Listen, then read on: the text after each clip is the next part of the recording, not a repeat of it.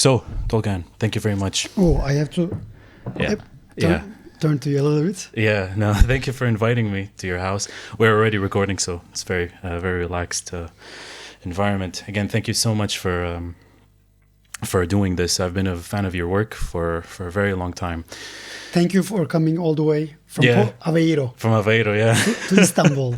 Yeah, I mean, this is a very beautiful city, but it goes up and down. Like, this is so hard. So, would you mind introducing your work a little bit? How did you? Maybe the best question to start is, how did you realize? And at one point, did you realize that you want to play microtonal music on the classical guitar from a classical guitarist perspective? You know. Okay. Back in 2000s, we organized a panel at Boğaziçi University in Istanbul. And the title of the panel was, I was the moderator, and it was called Arranging Anatolian Folk Music on the Guitar. It's been a big issue for the guitarists in Turkey because we cannot play our own music. Like the Lebanese cannot play their own music on the regular guitar, even on the regular trumpet. That's why Ibrahim Maluf came up with the fourth valve. So this is a big issue, and thanks to Erkan Oğur, we have the fretless guitar. So of course we invited Erkan Oğur in 2000, 23rd April. So it's been 25 years. It's been quarter a century. Of course, this was after a few years of debates in the guitar community of folklore club guitar community at Boğaziçi University. The result was the panel. So, and on that day, I had my fretless guitar, and I take it to the luthier, and bağlama frets, the neck lute bağlama, tied bağlama frets have been attached to my fretless guitar. Kind of like a lute, and, yes, and I showed this to Erkan Oğur after the panel. And but it was buzzing because the bağlama frets are like little strings, nylon strings, so they are very low. So when you have a lot of frets on the classical guitar fretboard, it buzzes. That's why it didn't work well. It didn't turn out to be good. Then it's interesting because at that point of time, maybe I could go on thinking about that microtonal guitar, because it was a microtonal guitar with bağlama frets. So maybe take off the bağlama frets and make it fixed fretted, like something like now the King Gizzard guitar, something like in 2000. But I didn't. And it was 2000. Then 1 year later, I entered the master's department in classical guitar at Istanbul Technical University. But it changed my life because my teacher was Mark Lindley. Mark Lindley is the author of an amazing book called Lutes, Viols and Temperaments by Cambridge Press. And also he's the author of Ingrove Dictionary of Music in Oxford Online, the articles of just intonation, temperament, microtone, this type of articles. And he was my teacher. I was so lucky because, then after Istanbul, I think moved to India because he's also a Gandhi specialist and ecological economy specialist. He has other areas, but he's also a temperament and Bach tunings. He's the specialist of Bach tunings. Anyway, so he was the one who introduced me temperaments, different tuning systems. Then Michael Ellison came, and Mark Lindley left the university. And I was again so lucky because Michael Ellison gave me the book of John Schneider, the contemporary guitar, the first edition, 1984. And that book changed my life. I was, I think, in my last years of masters. And then, I found John's CDs in the library, playing Lou Harrison, Ben Johnston, Harry Parch. And then I read his article called Just Guitars. So it was the history of microtonal guitars, like talking about Thompson, Perrone Thompson, the first enharmonic guitar in 1829, then Lacotte's guitar, which is the first movable fretted guitar in the history of microtonal guitar, which was my main inspiration. So then I entered PhD, but of course I was playing classical guitar recitals, so I was losing time. But no worries. Then I made a research project at Istanbul Technical University with my advisor, Şehvar Beşiroğlu. And the project, I analyzed Lacotte's and Walter Vogt guitars, movable fretted guitars. And then I thought we should develop these designs because they have closed channel systems. So you cannot add frets, which makes the movable fretted guitars so impractical. So, and the university accepted the project, which changed my life. Then I asked Erkan Oğur that how can I, which luthier can do this project, and he directed me to Ekrem Özkarpat, and he did an amazing job. And we have the guitar here. Shall I bring it? Yeah, okay. Please do.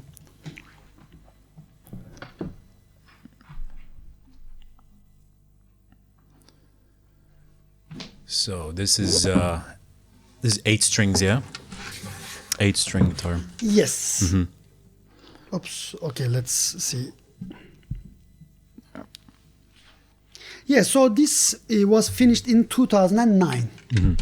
So it's been 16 years, but 17 years ago we designed this. And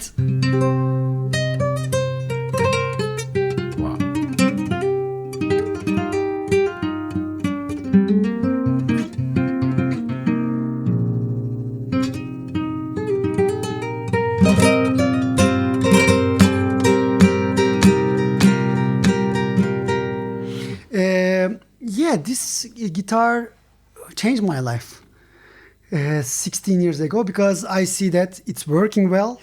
I can add frets, I can move the frets, but I can add frets. Okay, now I see that now I don't use this for concerts. I don't use it. So I use it for some recordings and some maybe live TikTok or Instagram lives for when I use 2 different tunings. But this cube system, they are movable frets on the cubes. Unfortunately, it has some flaws. And we couldn't standardize the production of this system. So there are maybe 5 or 6 now in the world. But it's I have 3. Yusuf Yasin in Kuwait has one.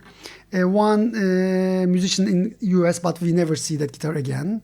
Maybe one more, but that's it. So because for maybe 13 or 14 years, I've been working on how can I mass produce this guitar because there has been a demand. But we couldn't. We couldn't do it because each fret should be dealt with individually, and it takes hours, days. So we couldn't do it. But this guitar changed my life, and I was so lucky that it's still alive. And I traveled 38 countries with this guitar, give hundreds of concerts and lectures and seminars. So that's a very special guitar for me. Wow, yeah, and I even noticed how, because coming from a Middle Eastern background, we do have a lot of elements of fusion music, especially in Lebanon. I don't know if you know Ziad Rahbani. No. Ziad Rahbani. Well, Ziad Rahbani is he's the son of Fayrouz. Do you know Fayrouz? Of course. Fayrouz, yeah. Well, yeah, I love her. Yeah, she's incredible, and he did some arrangements for Fayrouz. And if you listen to some of the arrangements that Ziad Rahbani did for Fayrouz, there is there's usage of maqamat like maqam bayati and maqam rast, but what you notice is that it's on the electric guitar. The electric guitarist has to bend the string just a little bit extra to get that the microtones, and this really fixes the majority of problems for these kind of fusion musicians, and especially the way you played it just now, from what you said, does have a baglama approach. Yeah. Can you maybe talk a little bit more about that? Like, how much of baglama playing did you transfer onto the classical? It was my PhD dissertation. I wrote for 3 years, entitled "The Adaptation of Bağlama Techniques into Classical Guitar Performance." So for 3 years, my life was analyzing bağlama techniques and applying it to the guitar. So actually, my playing style has a huge influence by bağlama because of my PhD.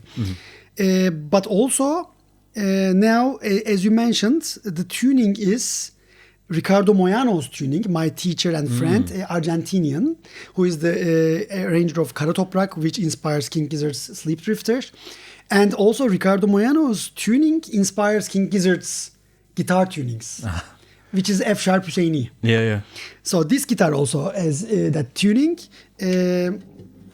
And on bağlama, of course, it has 3 strings, 3 double and triple courses. But when you play on bağlama this position, this one.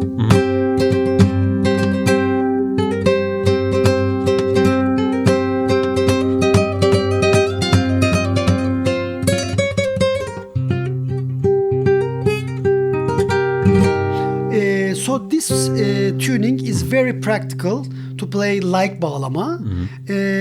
And I think I had tutorials to play Kara Toprak. And I think these tutorials helped King Gizzard to design their fixed fretted microtonal guitars, which is now, many guitarists have these. And for example, in Turkey, Sala Music sells it online and people are ordering it. So I've seen it actually. Yeah, I've seen it on I Sala think Music. in electric guitar world, Eastwood Guitars produce it, and many other independent luthiers produce fretboards or necks. So yes, bağlama playing has a huge impact, both in terms of tuning, but it's not mine, Moyano's, Ricardo Moyano's, but my playing style as well. Wow, that's it's such an interesting world that, from my perspective, like so.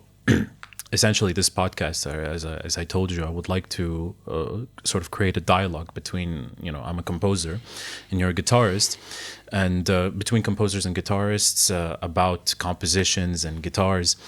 And my master's project was essentially an artistic project called Concerto for Augmented Electric Guitar and Mix Ensemble. And there was so the idea is that I had an electric guitar. I wanted to implement it in a way that is very standardized. So someone who doesn't really have an innate understanding of guitar playing, like for example, one of those innate understandings is, say, if you want to play quieter, you play more sul tasto, So, and it's a thing that guitarists know. It's not written on the score, play sul tasto. You just know to do that, and violin playing as well. So those innate understandings of the electric guitar didn't really transfer well to Western art music, because the worlds are completely different. And with this project that I did on my master's was essentially to try to standardize, well, not standardize so much, but to create a score, create a piece in which the electric guitar that I own with the pedals are, they're shown in a way that anyone can approach it. Any person, someone from a classical perspective wouldn't know pinch harmonics, for example. Pinch harmonics where you have to kind of scrape the pick and you get the, and someone from a classical perspective wouldn't really understand pinch harmonics very well. But from the electric guitarist perspective, it is, it's very intuitive.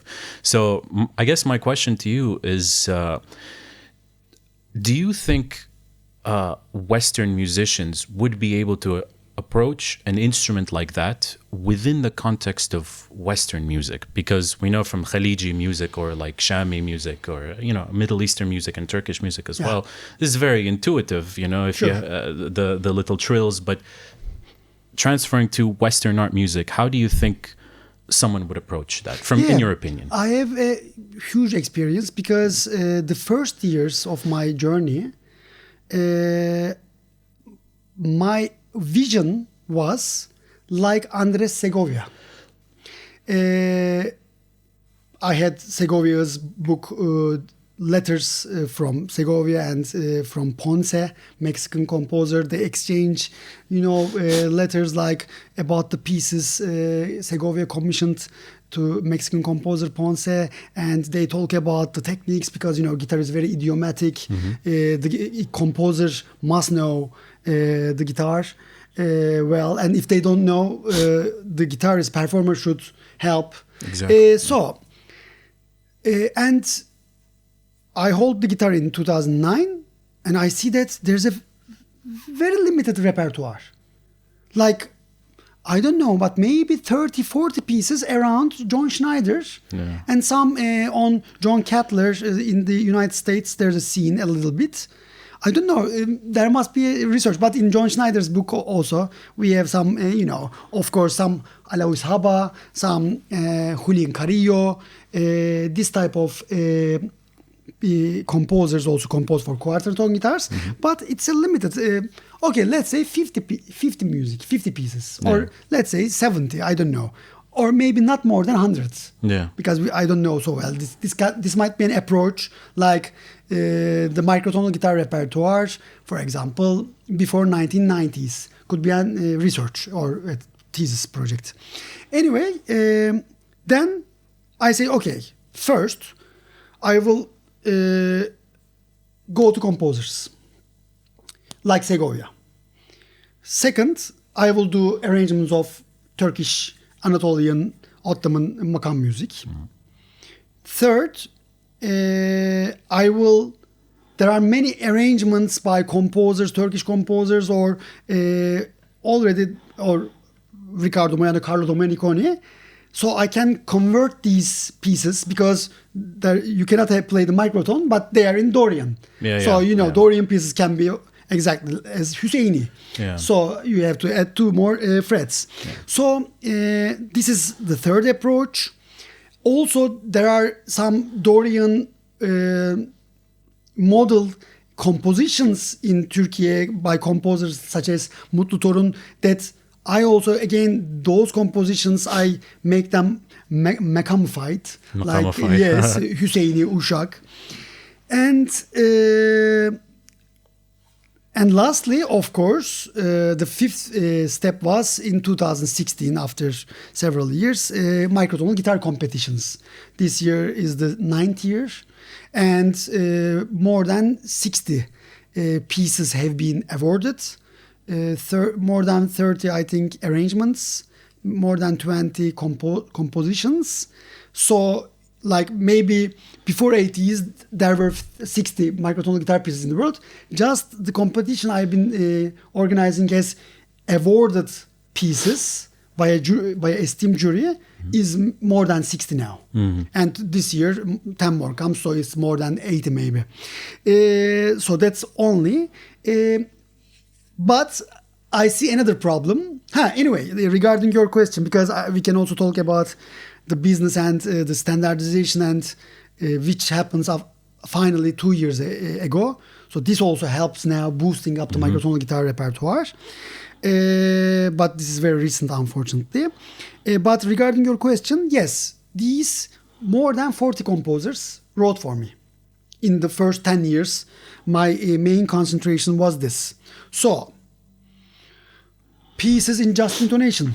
For example, William Alaudin Matthews, a 7-limit just intonation piece, suite in 3 movements, in 3 different modes. So in just intonation, it's very difficult to modulate, because when you modulate, you need new frets, new keys, because the fundamental changes. Some are common tones, but some are independent tones. So maybe that piece was the first guitar piece that uses 3 different modes in just intonation. 20 minutes long, and it was published in the US.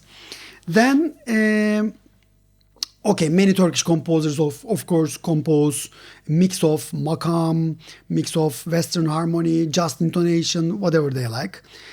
Also, I start doing, microtonal guitar is crazy about early music. 300 years Renaissance, 150 years, and 150 years Baroque. Yeah. So mean tone temperaments of the Renaissance period, because all the harpsichord music and pipe organ music in the Renaissance period is microtonal in quarter comma mean tone, or in mean tone temperament family, which is the famous one is quarter comma. And in the Baroque period, well temperaments like Kirnberger, Bach's student, Bach's colleague Andreas Werkmeister. So there are many. And Martin says that Bach was also using something very close to 12th tet, but it's not 12th tet, because when you have that approach, each key you modulate has its own spice, own flavor, own dissonance. So Mark's claim was Bach knows these spices, these flavors, so he composed accordingly, or the Baroque musicians compose accordingly because of the dissonance. Anyway, so just intonation, early music tunings, then equal tempered microtonality. So division of the octave into 19, 31, 22, 17, 24 quarter tone, 53, 72. So which is, very common approach. And in the end, avant-garde or today's music, contemporary music, new music, you can use whatever you want. Yeah. So 12th tone and whatever you want. So Western music composers or musicians can approach microtonal guitar in this unlimited palette. Yeah. Including, 12th tet is a small subset. And all the other worlds, like Indian ragas, maqam world, Balinese gamelan tunings, whatever, and all the tunings that we have been talking. Yeah.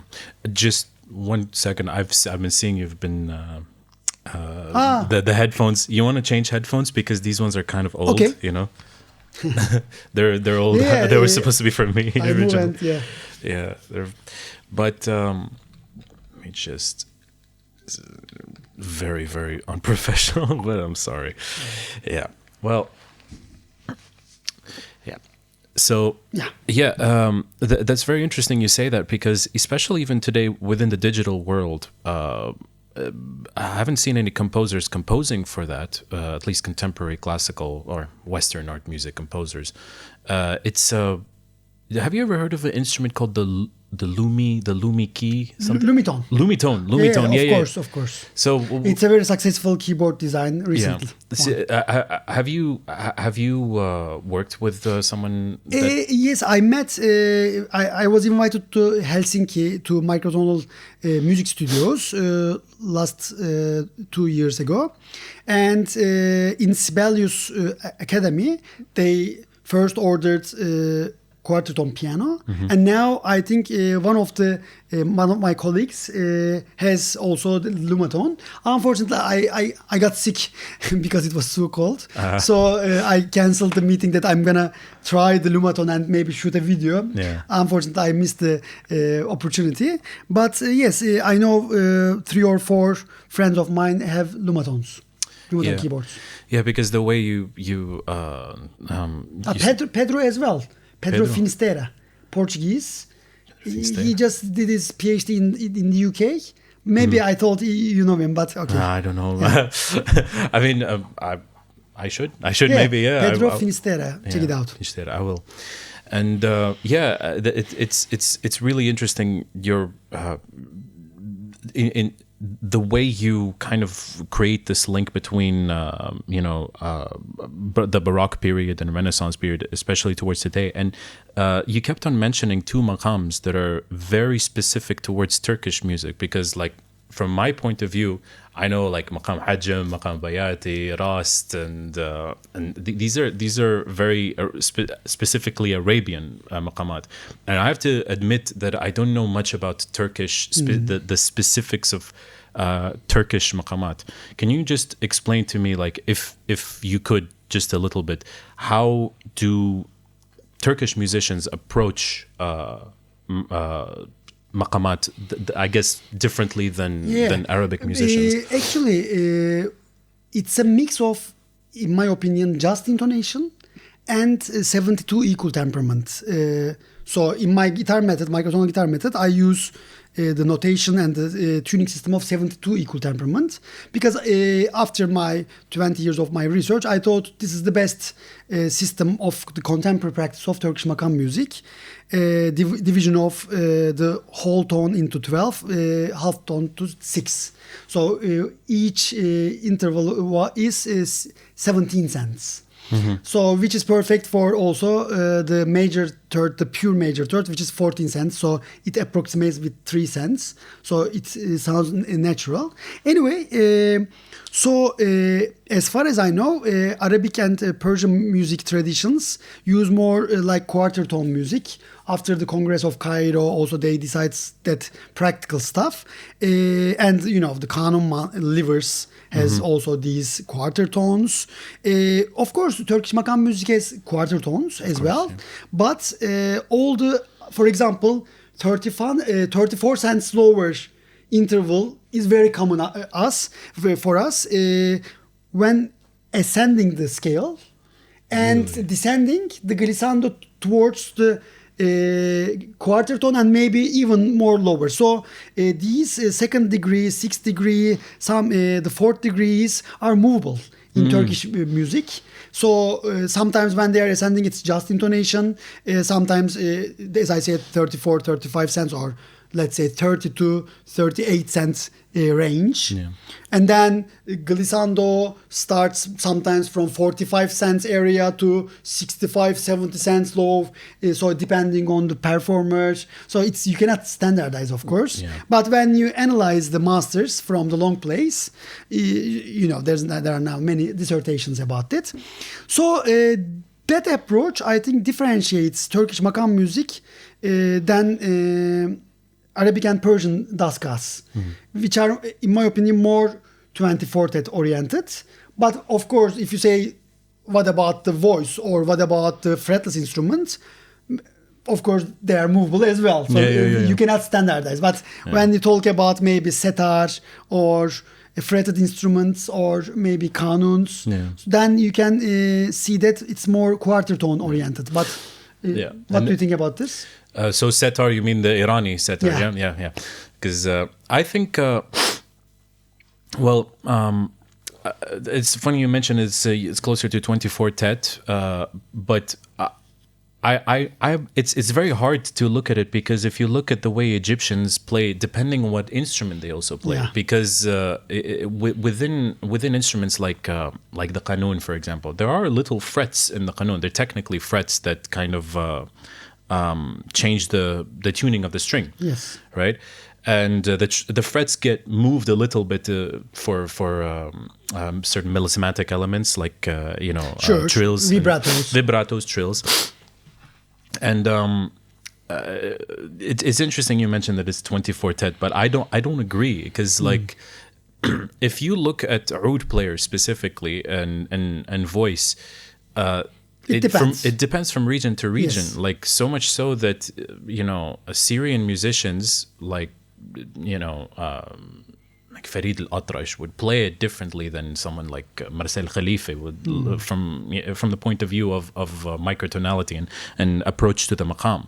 And from what you're telling me is that, and I've known this as well, approaching Turkish music, because it's not really so much my specialty, but you guys really have standardized the approach to maqam way more, I feel, than the Arab region. Maybe I think it's to do with the fact that the Arab-speaking world is like multiple countries, so they have constant disagreements on how.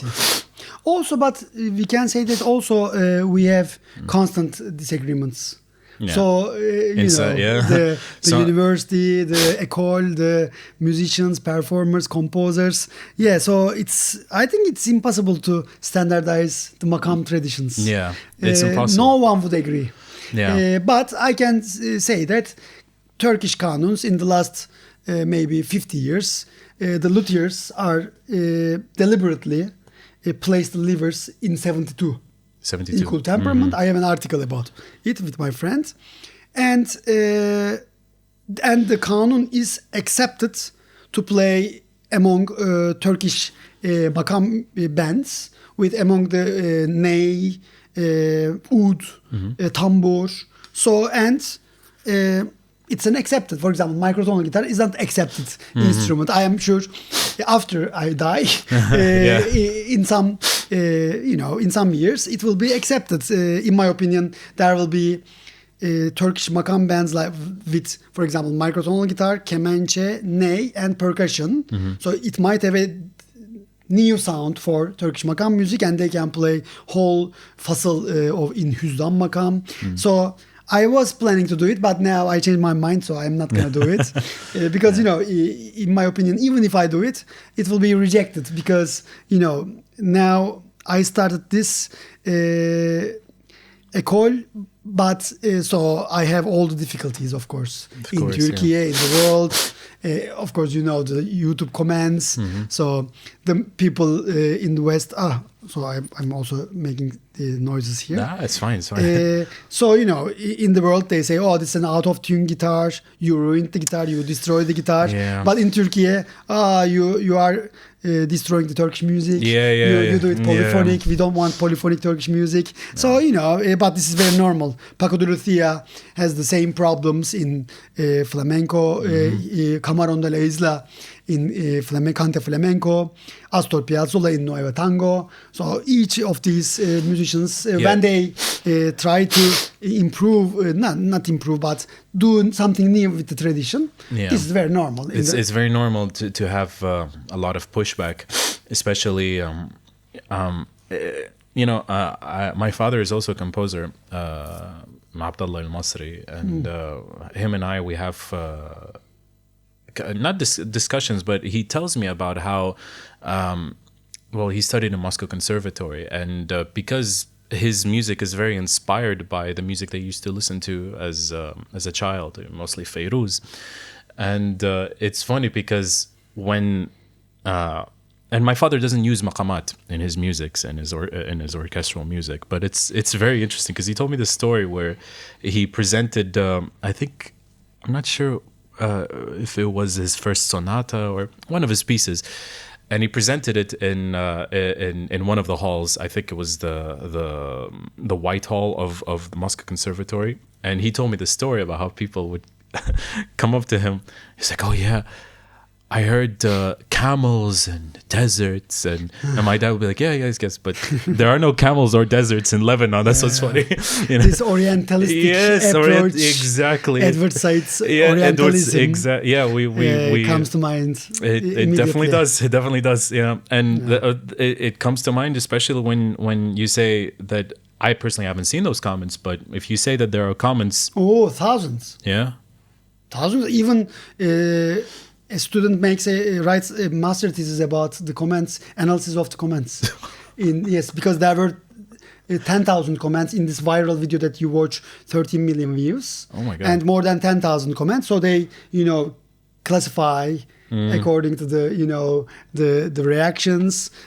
Because, as I said, one says, "Oh, this is completely out of tune guitar, out of tune shit, that's ruining the guitar." Then the other one says, "It was out of tune, but once I get used to, I love it." So that category. Then they say, "Oh, that's perfect, awesome." So this type of, and even some racist comments as well. Oh, that's what it is, Yeah, internet world. Yeah, internet.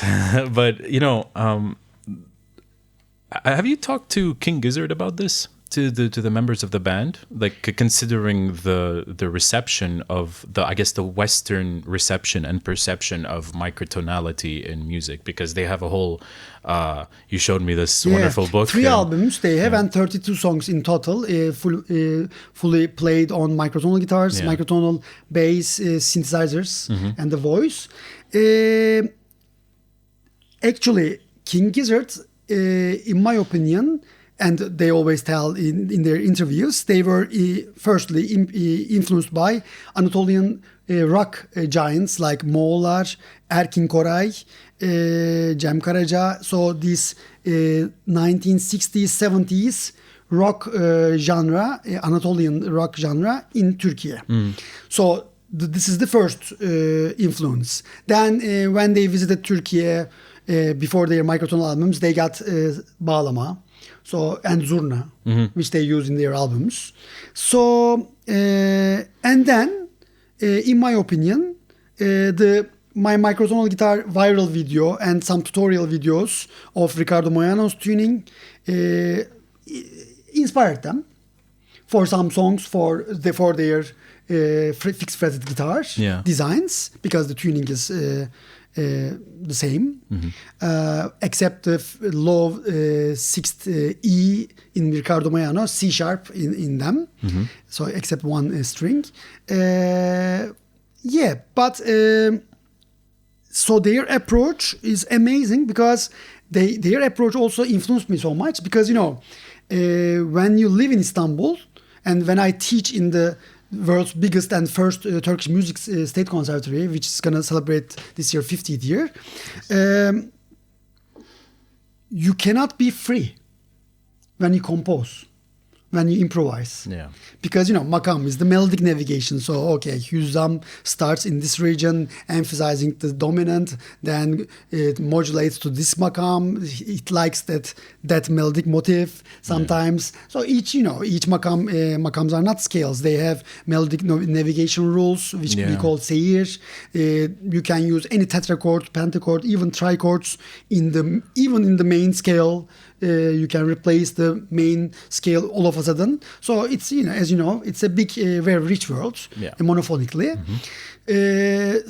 But King Gizzard anspired me to be freer when composing. So when I composed my recent song Anotolian Moon, so I was, it was of course in Hüseyni, but I was a little bit free with some Hijaz tetrachords. I don't care if it's in the tradition, so like this. And now we are doing an album project with Mehdi Eşman and Dorukhan Yaldız. It's a trio project. And I already composed 2 microtonal pop songs for it, and it's fully free and maqam based. So, and some equal tempered microtonality as well. So I like to be that free, but I see that from King Gizzard. That's, I mean, that's rock and roll does that, I think, but the notion of being free, out of maqam, but just in general, like even I was worried from my point of view, because like I'm like I composed works for orchestra and for piano trios, string quartets, and then I'm like, okay, how are my professors, and how is the Western Art Music Academy going to be like, okay, well, I want to do something with electric guitar and pedals, and how do I even justify it to them? Because I like electric guitar, and it makes me feel free. And but how do I even justify the electric guitar with pedals in Western art music? Because I like both worlds, and I feel like I guess the academy or the academic sphere puts a lot of musicians in a box where they have to follow certain rules, like even in Arabic music, we also have that, like in Arabic music conservatoires and conservatories, there's, like you said, there's certain rules that cannot be broken. A certain melodic, melodic lines going up have to be a certain way, going down have to be a certain way, and I think a little bit of freedom is good, but if also they also have a point, the what do you call it? The conservatives, maybe, Sure. They also have a point, because you do want to keep preserving the tradition. And I think like it's constant battle. It's like a tug of war between trying to modernize something and preserving it. And I think what you're doing with this particular guitar system, and incorporating so many different tuning systems in a very, very sort of academically sound fashion, I think it's a very important work. Oh, and but can you tell me a little bit about I've seen a video of you, I think, in Cordoba, Yes. explaining flamenco vibratos. Ah, yeah. Flamenco vibratos. Like, what can you tell me about specifically flamenco music and how maybe it influenced your current playing? Yeah, I just finished a 1-year-long project at Cordoba Conservatory entitled Application of Turkish Music Maqams into Flamenco through Microtonal Guitars. So, Cante Flamenco, thanks to more than 700 years of the Muslim reign in the Iberia. The architecture, the music, my favorite palos of flamenco, buleria, soleare, seguiria, tangos, they are all, you immediately hear the Kurdi, Hijaz, augmented second, the Phrygian. you do. Yeah. So these are, and I have a deep affection, like deep emotional connection with flamenco for ages. The music, especially with the music of Paco de Lucía, Camarón de la Isla, I have a huge emotional connection. I can cry with Camarón, I can cry with Paco. So that's why I go there. And okay, let's talk about Cante Flamenco. Cante Flamenco's melismas, for example, have lots of microtones. Microtonal. They are doing microtonal vibrato, of course, in a range of maybe 30 cents, 40 cents, maybe even to the quarter tone vibratos, melismas, including many microtones, sometimes just intonation scales like major third, but 14 cents lower, the fifth harmonic of the harmonic series. So these are so common. And, these are never played on the flamenco guitar. Yeah. So there's a compromise, like singer singing microtonally, but the guitar is in 12 threads. Okay, that's the default thing. But I take my guitar and travel. And, when I wrote my project, I was mentioning Zirab. Zirab, he traveled from Baghdad Conservatory to Andalusia, to Cordoba in 7th century or 8th century, I guess. Anyway, bringing the lute, oud. Also, he added the fifth string. So he teach thousands of songs that he knows by heart there, and maybe influence the evolution of the guitar, because give way to lute and then to the guitar. Anyway, so I was thinking like, like I am not from Baghdad, from Istanbul. New instrument, movable fretted, and you're the Turkish Ziryab. So I make an analogy, like a little bit funny analogy. Yeah. Anyway, so yes, I did some cante flamenco arrangements by using the microtones in the cante. So I analyzed some cante, but I did this not so much. I couldn't find so much time. So that's. That could be a PhD research, like analyzing with the lines the cante flamenco and trying to play them on the microtonal guitar perfectly, and then arrange with the bass, or even arrange songs. Yeah. So that's one approach.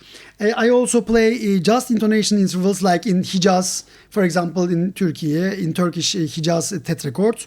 The second. Minor second is 17 cents, around 17 cents higher, and the third major third is just interval lower, fifth harmonic again. So I also do these, apply these, and for example, when you do that, actually I can show you something. So for example,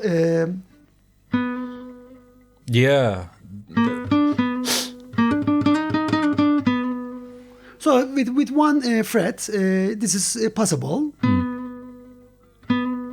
Or okay, this is more. We will talk about this. This is more maqam, but this type of things, and you move the main fret to 14 cents lower, and then put an adjacent fret. So the singer sings the pure third, major third. Yeah.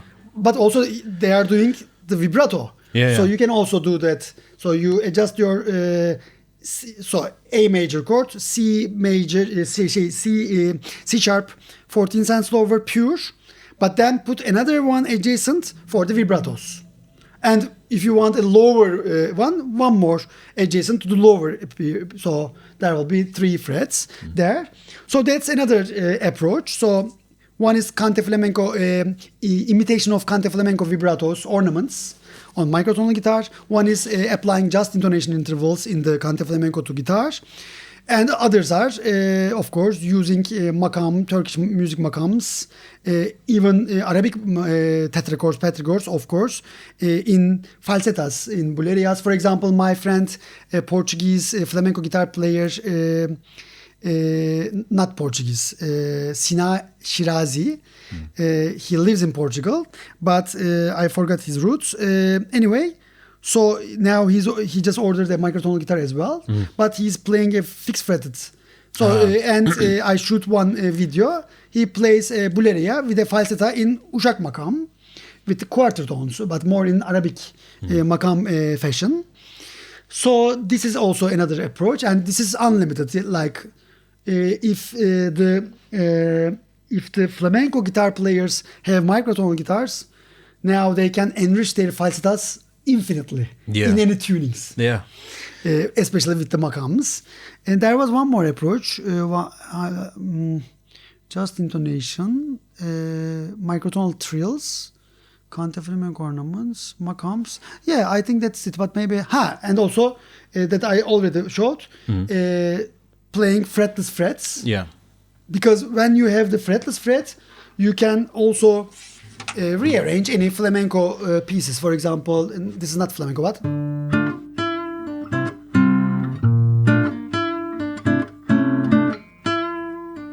or That's so cool.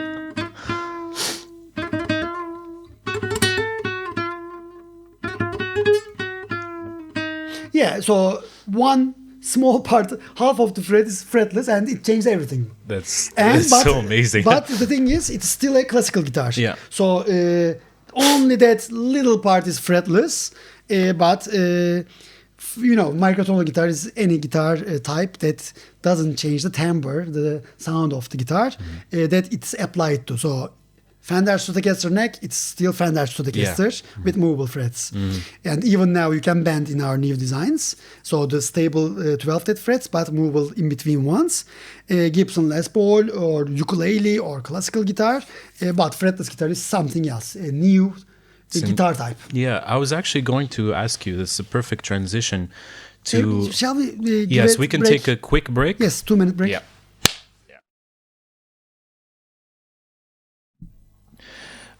Okay, we're back. Yeah. So, we just had a little break. The question, what you said earlier with the fretless guitar and preserving the timbral quality of the guitar by using movable frets in between the frets. Within fretless guitar, I find. Do you know anyone? Do you know? There's a famous guitarist called Erkan Oğur. No. Fretless. Fretless. I just don't want to butcher the name. Cenk Erdoğan. Cenk Erdoğan. Yeah. Yes. So, can you tell me a little bit? Do you know Cenk Erdoğan? Sure, my friend. He's your friend. Yeah, that's incredible. And I was wondering, how do you approach the electric guitar, the fretless guitar? Do you play the fretless guitar? I don't, but no, that's not my area. So, what is your opinion on it, like in general? It's amazing. Amazing, yeah. It's an amazing timbre, amazing emotions. Use of ebow on the electric guitar by Erkan Oğur to imitate the reed flute ney. Yeah. So, and Erkan Oğur, thanks to Erkan Oğur, we have incredible fretless guitar tracks in the pop musics of 80s, 90s, and now still in the Turkish series are very popular in the world, and you can all of a sudden hear in an emotional part a fretless guitar solo. Guitar. Wow. So it's it's very wide mainstream. It becomes mainstream, and Cenk Erdoğan is now the most important representative after Erkan Oğur. Yeah. And yes, he's doing amazing things, amazing concerts. Because I read this book. You actually 21st century. Yeah. I read it and I even cited it in my master's thesis. And I told you that because I saw two articles, one by you, not by you, but It's an interview yes, an interview by Rich Perks. Yes, Richard Perks. Yeah. Who I also want to do a podcast with. He's a very close friend of mine. Really? Yeah, he came to visit Cordoba. So the last time we met in Cordoba, he comes to Turkey like twice a year. So we are a very close friend. And now he becomes one of the jury members in the competition as well. Because now we have many submissions of electric guitars for the competition. Yeah, so Rich lives in London. So you'd better go. I would love to. Maybe you'd better speak to Cenk Erdoğan as well. But I actually would love to. Obviously it's hard to reach him because he's so busy performing and touring. I understand. But I mean, I would love to pick their brains as well. Talk to them. But as far as with the fretless guitar, do you still consider it a guitar? Like, do you still consider... yes, a guitar type with a very unique timbre. And its own approach. Like, I mean, the sustain, it has its own approach. The positions, of course. For example, okay, let's say B flat major. You can never... impossible. It's... so you can do the Kurt Cobain it's like version. this. Yeah, like that, Maybe. So, or F major, the main position, even maybe not possible. No. This two is or minor position. So these are, of course, these needs a new approach. And, all the fretless guitarists now knows this approach, like Cenk Erdoğan, Serhan Yastıman. They are professional, and of course Erkan Oğur. They have their positions for the chords, and it's amazing. The only problem is, I think, the education of it. So there's no method, there's no school. So it's like even like learn oud, learn guitar, and then listen to us, imitate. It is like very old-fashioned.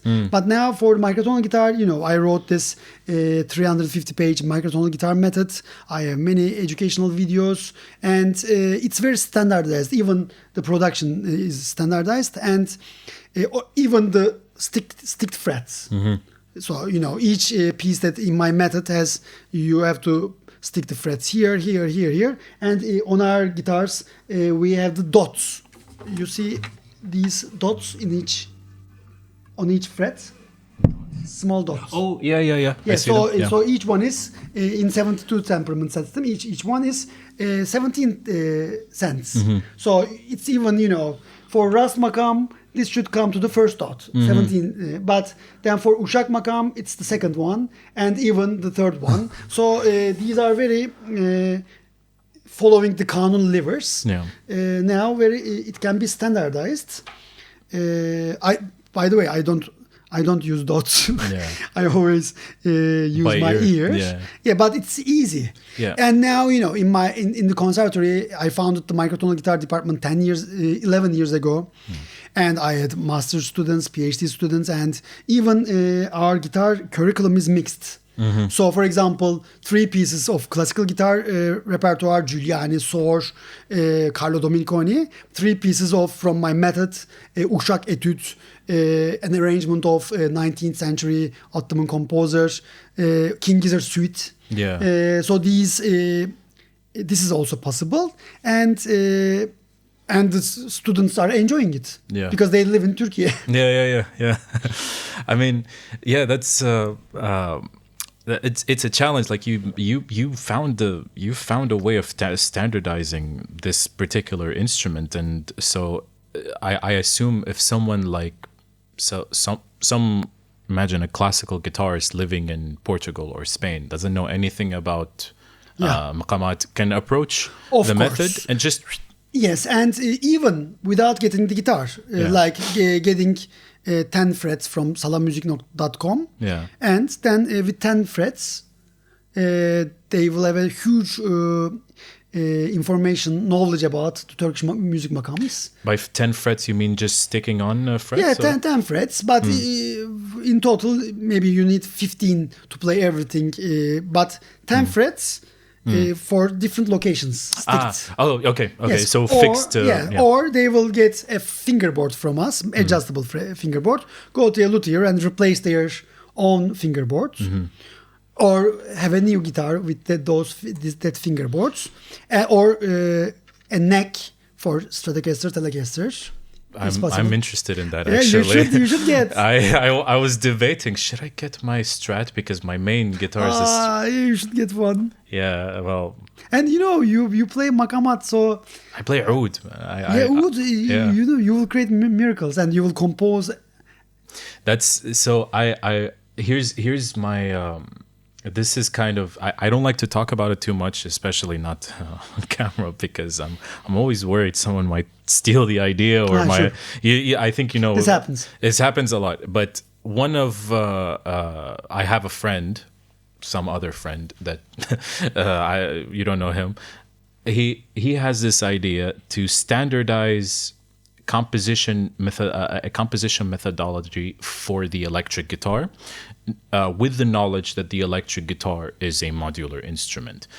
But because the electric guitar consistently goes through evolutions, like consistently, it's not within the classical world. Everything is very sort of there's a conservative environment that conserves, I guess, the tradition of classical guitar playing, and not just classical guitar, but just classical music in general. But within the electric guitar, I feel that the evolution kind of bases itself on free market economy, right? So whenever there is a demand for something, a new guitar comes up, you know. That's, I guess, my observation. It could be wrong, but. And this is sort of the challenge with creating a standardized methodology or a standardized treatise to standardize a composition from a classical perspective towards the electric guitar. And especially now, since within Turkey, you have Cenk Erdogan, that is such a huge name, and also Richard Perks, who I think also is a proponent of the fretless electric guitar. And that's a challenge for me as a composer. How would I even write for an instrument like that? How would I even approach an instrument like that? Considering that there's not much information out there.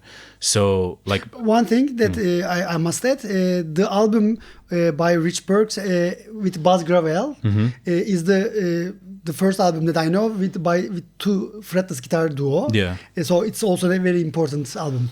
Yeah, I mean, there's also, like, especially the electric guitar within a classical music context is so, like, it moves me. You know, do you know someone, a composer, a guitarist called Steve? Oh my God, I actually what? Steve Mackey. Steve Weigel, I know. Not Steve. No. Steve. He created a bunch of music for the string quartet and the electric guitar, and within the world of electric guitar, I guess we as electric guitarists know that a Fender Stratocaster single coil sounds much different than a humbucker on a Gibson Les Paul, you know, especially now you have Fishman Fluence pickups that also sound differently. So you have to kind of pay attention. If you want to pair an electric guitar with a cello, you have to know what kind of electric guitar, what pickup to use. So this is the kind of the modular aspect of the guitar that kind of I want to approach as a composer and a researcher. And I feel like with your approach to classical guitar, it's also modular in a sense. And I guess I'm just trying to create sort of a parallel between both of our worlds. And from the point of view of like a composer, like for example, let's just take if I were to write for this kind of guitar, right? How should I approach it? Like as a performer, what would you like to see written on the score? From the point of view of technique, from just technique, how much the first thing that I always look is the guitar sounds like guitar, the idiomatic. Yeah, it should be idiomatic. The arpeggios, the techniques, the rasguedos, the strikes, strums, harmonics, tremolo, the counterpoint use, the harmony use, the chord shapes, the sounds of the chords. The technique. So idiomacy is the first thing I always look. Notation, I always look for cents, cent deviations. So for example, this plays a fret here, a quarter tone fret on this fret, and 35 cents lower, another fret there. So this type of cent deviations from 12 tone equal temperament. And of course the arrowed sharps, flats, and natural signs that I use in my method. This is very practical.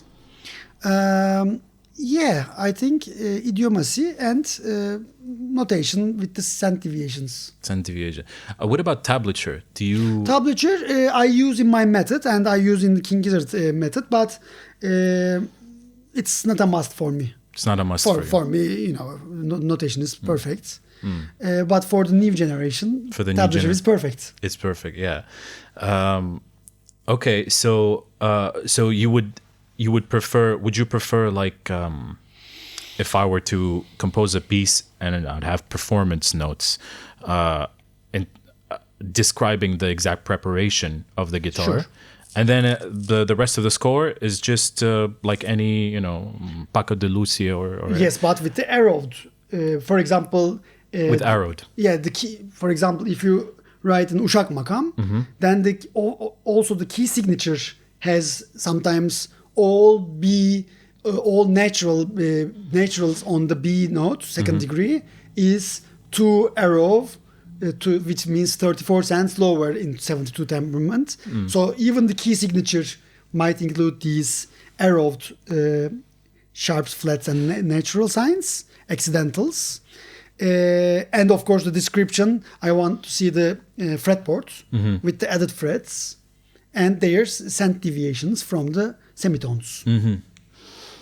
And when it comes to arrowed sharps and arrowed flats, what do you think of the alternative, which is the half sharp and the half flat? What is the difference exactly between an arrowed flat and a half flat, the inverted? The inverted one has only one value.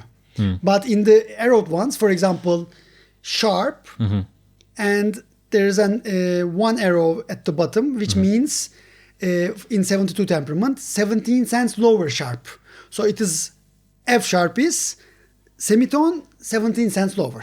But then if there are 2 arrows, F sharp, 34 cents lower.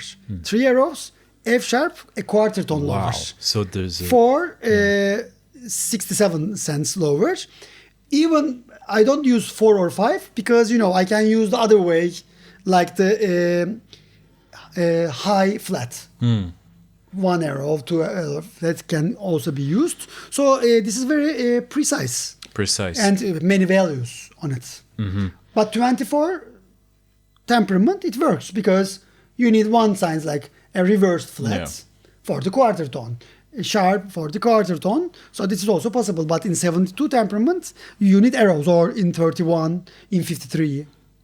And this particular information, were you instrumental in standardizing this level of detail when it comes to microtonality, or was it a thing that already sort of existed before?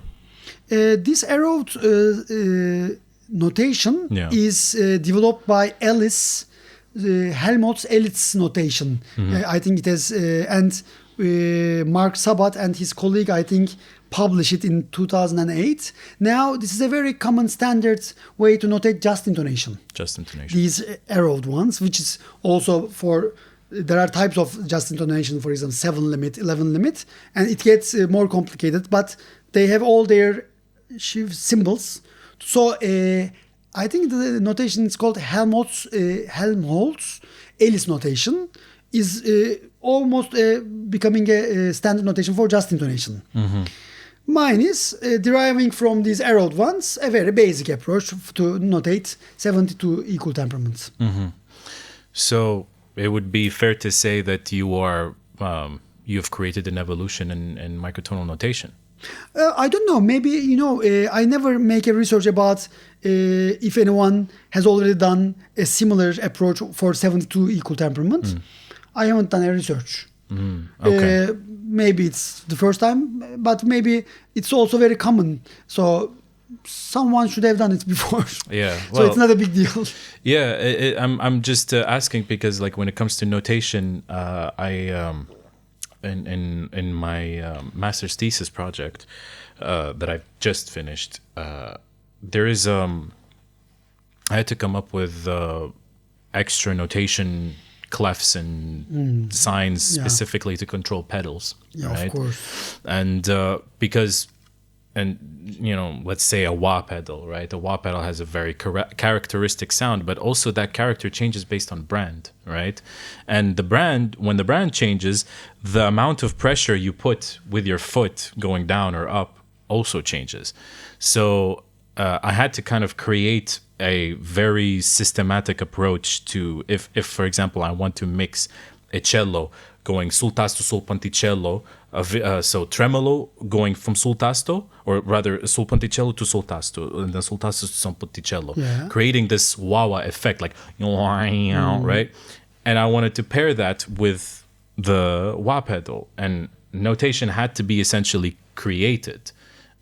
But again, I have done research, and notation like that, it's called movement-based notation. It has been done, but it's just not been done with pedals, and that's why I guess it's a nice segue into like electric guitar, which I wanted to ask you: do you play the electric guitar? Of course, yes. I also have the adjustable electric microtonal guitar, fully adjustable, and now bending friendly adjustable. And also, when I was young, I played covers of Led Zeppelin, Pink Floyd, Iron Maiden. So I'm a huge fan of progressive rock in the 70s. So yeah, I have a knowledge, but then I prefer to specialize in flamenco and classical guitar. And then microtonal guitar for many years just on the classical guitar version. But nowadays, sometimes some electric guitar arrangements. But I don't have that rock style, for example, with bendings. Maybe I play it like classical guitar. So maybe one day I will also try. But I have a very good student, 13 years old. So he can play whatever I show him on microtonal guitar. So now I am shooting him and sharing the pieces. So whenever I have an idea to do something in rock music, for example, we did a microtonal Metallica experiment. In Master of Puppets, we divide the octaves into first 14, 15, then 17. So so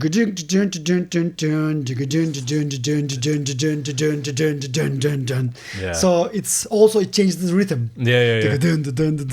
And actually for me, aesthetically, the rhythm is more interesting for me. Because I already like the music, so I have an emotional connection with Master of Puppets, so there's no need to change the music, I know. Also, we did the same with Iron Maiden Troopers, of course, and of course we had a lynch because the Iron Maiden fans, I am an Iron Maiden fan, so they lynched us because we ruined the music.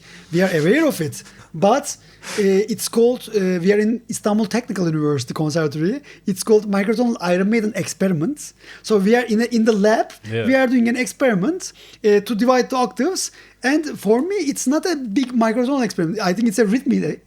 Thanks to the microtones, it's a rhythmic experiment. So oh